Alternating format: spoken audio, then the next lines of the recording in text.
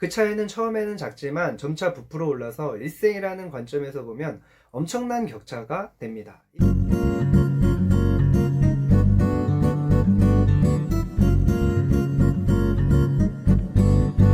안녕하세요. 성경에서 찾은 더 크게 성공하는 법의 저자 강원 작가입니다. 시간을 지배하는 자가 인생을 지배한다 라는 말이 있습니다. 많은 분들이 너무 바빠서 하고 싶은 일들을 잘 하지 못한다 라면서 힘들어하는 경우를 우리는 종종 보게 됩니다. 저도 요즘에 정신없이 바빠서 하루가 48시간이었으면 좋겠다 라는 생각을 할 때가 종종 있습니다. 시간이 없어서 바빠서 하고 싶은 일들을 하지 못한다? 참 안타깝죠. 그러나 요즘에 초등학생들도 굉장히 바쁜 거 아십니까? 아침 일찍 일어나서 뭐 학교 갔다 오고 학원 다니고 그래서 집에 돌아오면 뭐 8시, 9시 되는 경우, 그런 초등학생들이 생각보다 많이 있어요. 제가 십몇 년 전에 중고등부 사역을 했었는데 그때만 해도 중학생 정도 돼야 바쁘다고 할 수 있었죠. 제가 중학교 2학년 학생을 상담을 했었는데 그의 하루 일과를 보니까 아침에 뭐 6시 반에 일어나서 뭐 학교 갔다 오고 다니고 그래서 집에 돌아오면 11시 뭐 11시 반 이렇게 되더라고요. 그때 정말 깜짝 놀랐습니다. 그것도 학원들이 시간제에서 그 정도에 돌아오는 거더라고요. 그래서 숙제를 하고 뭐 침대에 누우면 뭐 1시 가까이 되더라고요. 그래서 언제 자냐 그랬더니 뭐 하루에 자는 시간이 뭐 5시간 6시간 밖에 잘 되지 않더라고요. 그러니까 이 친구가 교회에 오면은 막 졸고 있는 거예요. 바쁘지 않은 사람은 없습니다. 저도 그래서 좋은 기회를 만나게 되면 누군가가 어떤 제안을 하게 되면 바쁘지만 그것을 잘 생각해보고 좋은 기회라고 생각하면 무조건 한다고 합니다. 그래서 시간 관리가 정말 중요하죠. 그래서 오늘 제가 시간 관리를 잘하는 방법, 시간을 지배하는 방법에 대해서 여러분들에게 말씀을 드리려고 영상을 준비했습니다. 제가 굉장히 재밌고 유익하게 그리고 인사이트를 많이 얻었던 책이 있습니다. 한 두세 번 읽었는데요. 의학 박사이자 경영학 박사인 일본의 이노우에 히로유키의 책 배움을 돈으로 바꾸는 기술이라는 책입니다. 여기에 보면 시간을 지배하는 법, 인생을 지배하는 법에 대해서 7가지를 말합니다. 첫 번째는 우선순위를 정한다. 그리고 두 번째는 새로운 일을 시작할 때는 지금 하고 있는 일의 일부를 덜어낸다. 세 번째는 불가능한 일, 잘 못하는 일은 무리하지 않는다. 네 번째는 하고 싶은 일만을 한다. 정말 하고 싶지 않은 일은 거절한다. 다섯 번째는 일에 매달릴 때는 진지한 태도로 집중한다. 여섯 번째는 틈새 시간을 헛되이 보내지 않는다. 아무리 사소한 시간이라도 활용한다. 일곱 번째는 항상 진심을 다해 살아간다. 내일은 없다는 마음으로 임한다. 뭐 이 주제만 들어도 우리가 많은 인사이트를 얻지 않겠습니까? 7가지를 다 다루진 않고 3가지 정도만 제가 많이 공감이 됐던 그리고 여러분들에게 도움이 될 만한 3가지만 나누겠습니다. 먼저 우선순위를 정하는 것, 이게 정말 중요하죠. 기초입니다. 시간 관리를 하는 것에 있어서 가장 기초적이고 가장 중요한 것은 우선순위입니다. 최고의 운동 스타들도 슬럼프에 빠지게 되면 가장 많이 점검을 하는 일이 바로 기초적인 부분이죠. 기초가 튼튼하지 않으면 아무리 뛰어난 실력가라도 한순간에 무너질 수가 있습니다. 그래서 우리는 항상 기초를 튼튼히 하는 것이 중요합니다. 우리가 많이 들어봤지만 우선순위를 정하는 거, 여기서부터 시간 관리는 시작이 돼야 됩니다. 여러분의 우선순위는 무엇입니까? 이 저자는 일과 배움을 우선순위, 최우선순위라고 말을 합니다. 그래서 어떤 일을 결정할 때 또는 시간을 쓸 때 이 일과 배움을 기준으로 해서 시간을 정하고 또 활용한다고 합니다. 그래서 저자는 배우기 위해서 뭐 미국까지 간다고 합니다. 이 저자가 치과 의사고 굉장히 바쁜 사람인데 아무리 바쁘더라도 자기 개발을 하는 거, 배움에 있어서는 많은 시간과 또 돈도 쓴다라고 하는 거죠. 그래서 자신의 실력을 계속 쌓아가고 더 많은 성과를 내고 또 더 좋은 결과, 삶의 질을 높인다고 합니다. 그럼 이 바쁜 저자가 어떻게 시간 관리를 하느냐, 어떻게 자기 개발을 하느냐, 이분은 정말 좋은 세미나라고 한다면 그것이 미국에서 열릴지라도 신청을 한다고 합니다. 그래서 일정을 잡아놓고 지금 하는 일을 더 집중해서 하게 된다고 합니다. 그래서 시간 관리도 더 잘하게 되고 또 일의 효율성도 높아지게 된다고 합니다. 그리고 세미나를 들을 때도 자신이 바쁜 중에 또 비싼 비용을 들여서 또 시간을 많이 들여서 세미나를 들으러 왔기 때문에 학습 동기가 발휘가 돼서 뇌리에 그 세미나 내용을 잘 심어 두게 된다고 합니다. 그래서 학습 효과도 좋아지게 되고 자기도 더 성장하게 되고 그리고 하는 일도 더 집중해서 하게 되니까 일의 효율성도 높아진다고 합니다.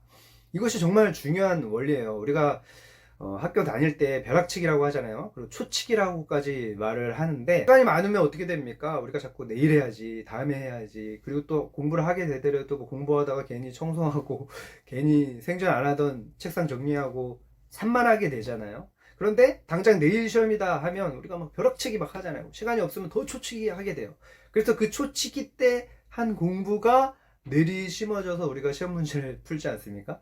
공부를 잘하는 사람들은 평상시에 열심히 하지만 또 그들도 벼락치기를 합니다. 평상시에도 하지만 그 전날 또는 바로 전에 더 집중해서 공부를 해요.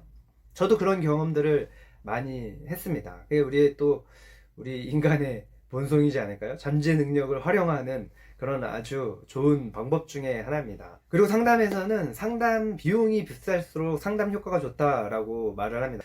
저도 뭐 이런 경험들을 많이 했었습니다. 처음에 상담을 배울 때 시간이 없고 또 돈도 없어서 그냥 평생교육원에서 공부를 했는데 그때 하고 상담 대학원을 다니면서 공부한 거하고 정말 그 강사 교수님들 수준은 좀 비슷해요. 왜냐하면 평생교육원에 온 분들도 대학원에 인 분들도 많이 있었습니다. 그런데 효과는 상담대학원에서 비싼 비용을 치르고 공부를 할 때 훨씬 좋았습니다. 더 열심히 하게 돼요. 왜냐하면 내가 비싼 비용을 치렀기 때문에 헛되이 하지 않게 되죠. 여섯 번째, 틈새 시간을 헛되이 보내지 않는다. 아무리 사소한 시간이라도 활용한다. 저는 이것이 굉장히 공감이 많이 됐습니다.